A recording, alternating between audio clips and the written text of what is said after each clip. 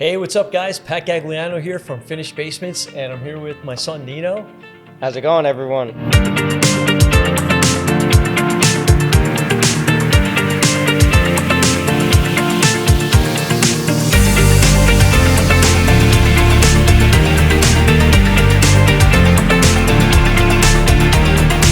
Yeah, so this is going to be basement talk, but we're really going to get into design talk here. One of the things that we do together is we come up with the design and layout and how the basement is going to get configured. So this was a little while back, but remember laying this one out? Yeah, it was fairly complicated. There was a lot of columns. We had the existing door, thank God, but the customer had a lot on their wish list, and we had to try to figure out kind of how to put everything where it's supposed to be. Yeah, so like you said, the wish list was pretty big. We were fortunate in the fact that we did have the existing exterior door. A lot of times you guys see that we add those into the basement. In this case, it was already there. So that was good, but by the same token, we had to work around it. We had a design from there. Yeah, and his wish list is fairly big with a full bathroom, a wet bar, a gym, office, movie theater, and then a sitting area and an open area also. Yeah, plus we got that bar. Yeah, a couple hidden doors and spots. Yeah, and yeah. So that being said, right, we wanted to start our design in this case, and in most cases, keeping that bathroom near the back door. But he also wanted a fairly large size shower, which is also doubles as a steam room. Yes, it's a very large shower. And we even gave him that private toilet in there, right? Yep. And but we also had to work around this utility room, which was complicated because now we have the bathroom, utilities, the private toilet. So I think what we came up with there, I think you had an idea of doing that hidden door Going into the going utility into there. room. And And then another thing was with these columns too. We had about 10 columns. We only have 2 exposed. yeah, We hid those in the gym, the bathroom area, the TV area, and the movie theater. no, that's a good point. I think that one wall going down from the bathroom to that office area that has the Murphy bed in it. Yeah. We had a column there as well that divided that room. So when we're doing the design, it's not just, hey, let's throw up some walls, right? It all looks so easy when the job's done. People say, oh, I would have done that. But when there's nothing down here and you have that wish list and you're trying to figure it out, another good point what you're bringing up with the columns is the gym area. Because remember we took that angle 45-degree corner? We had to angle it on the column. Yeah. So, and we wanted that to open up. So really our goal is, we want to give you an open, inviting, big looking basement, but without spending the money to remove the columns when possible. So our design is, there's a lot going on in our heads when we're trying to design a basement. Yeah, and another thing was the ductwork. When we Good came point. in here, the ductwork was a mess coming right down in the middle of the basement. If you see that we have tray ceilings everywhere, about 5 or 6 tray ceilings with the LED lights with medallions in the tray ceiling. So that came out really nice. Yeah, and that's actually a really good point because a lot of times people don't realize that, just by moving the ductwork, it completely changes the design of the entire basement.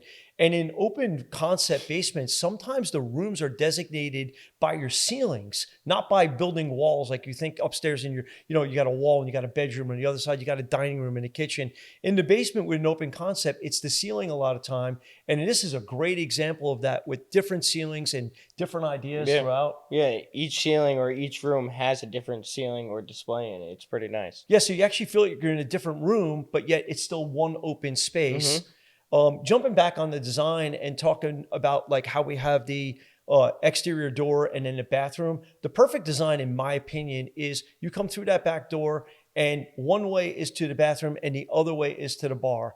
And the reason for that is when you have that back door and you're entertaining back there, you want people to be able to use it as part of their home and part of their backyard. And we were able to accomplish that here. Yeah, and they also got the mudroom bench seating. I forgot about that. You're And right. then they had a bonus room right when you walk in that back door straight ahead. They have a kitchenette there also for when they're having parties. They could put chafing dishes on the kitchenette just so none of the bugs get on the food outside. So it's really nice. Great point. Great point. So there's all these little things that we're actually thinking of all of this when we're designing. You think that a lot of this comes to, out when as a job gets developed, but when we're designing the basement, we have to think of all of this. We have to, when we're laying out a wall, we're not just thinking about that wall going in that spot. We're thinking, how is the trim going to finish? Does that wall need to move an inch this way or 2 inches that way? You know, is the crown molding going to work here? So we're not just throwing walls on the ground. It's very well thought out. Yes. Mm-hmm. Yeah. So the one big thing here is, although it's a big open concept basement, on the one side, we do have a closed home theater, which is really, it's a big closed home theater. Huge. Very big. Right? What do we have? I think 3 levels in there. Yep. 3 levels and 120-inch screen. I think it's at least that. I'm not really No, it sure. is because it's the new Frameless. the frameless Yeah, one. Yeah, with which the is light behind really it. cool. Yep. And they also, customer also went with a star ceiling in there, which we don't see a lot of them because they're a little bit pricey, but they're really cool. And those star ceilings are neat because you can actually now give your zip code and we can make the star exactly replicate what your night sky looks like if you didn't have all the light pollution. You know, right down to shooting stars and whatnot. So we're going to show you some glimpses of all this stuff.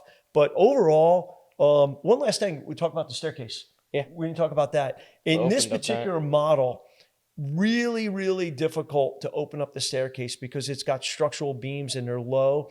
And every other contractor the homeowner talked to just basically said it can't be done. Well, we don't take that as an answer. You know, if it, you know, we do whatever has to be done to make it happen. And in this case, we got them both opened. Yeah, open both sides and it came out beautiful. Yeah, especially with the glass and just super open. And that makes a big difference because we don't want this to feel or look like a basement. We want you to truly feel like it's another level of your home and make it feel like it's your house. Like if it feels like your basement, then we failed. So clearly this was a success. And the flooring also. Oh my God. Those tiles, they're 36 by These 36. are actually 48. Were they 48 Yeah. by 48? Yeah, they're huge. 48 Massive with a tiles. thin grout joint. And so that has to be absolutely perfect. And that's a good point, Natal, because although we designated the rooms with the ceilings and the soffits and the tray ceilings and cove lighting, the floor is continuous throughout the whole basement, making it feel like one big space. Yep. Yeah. So you know, as we talk, right, we just keep thinking of all these things that were all on our mind and all kind of incorporated when we're coming up with the initial design. So the point here really is, you know, I've designed over 4,000 basements, and Nino, God knows how many. It's well over 1,000, maybe even much more than that. He's been doing this with me since he's a kid, and now sometimes his designs are better than mine. I hate to admit it, but together when we collab on a design, like it's lights out. And, you know, we challenge each other too, which is great. Yeah, we do different things. We come up with different ideas. Yeah. And if you don't have a good design, the basement won't be functional for the homeowner or when the years pass, pretty much. Totally. And I say all the time, the most important step in building a basement, we figured it out, right? The average basement has 138 steps from start to finish. But that number one step, the design, nothing, and I mean nothing is more important than that. You have to get that right. I agree. All right, so I think another successful, you know, design. And guys, listen, follow us, DM us. We love to hear from you. We love to get feedback. Any questions?